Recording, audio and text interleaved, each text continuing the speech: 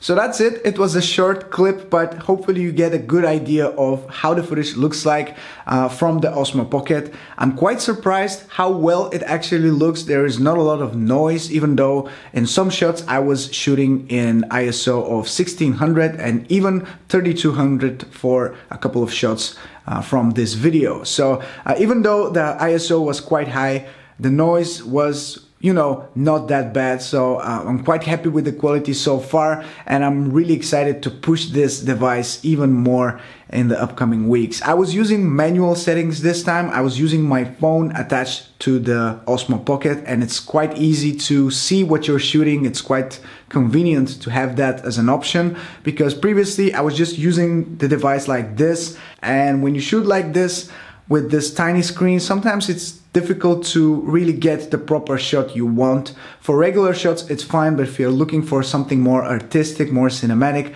then it's a better idea to switch to Pro mode and attach your phone and use manual settings. So that's what I did, and I'm quite happy with the results. So hopefully you are as well. If you don't know, I'm actually giving away a brand new DJI Osmo Pocket. Me and my friend John from Drone Mood have teamed up to give away one of these devices to one of you guys. So if you want to have the chance to win one, check the link in the description. If you're interested, that's where you can find it. Anyway, I'm really happy with the device so far. I will be exploring so much from it in the upcoming days and weeks. I'm really excited to bring you all those videos. Feel free to ask me anything about the Osmo Pocket in the comment section below. If you have any suggestions, ideas, or questions, just let me know and I'll be sure to reply as soon as I can. With that being said, guys, thank you so much for watching this short video. I hope you enjoyed it, and I'll catch you very, very soon in my next one. Ciao.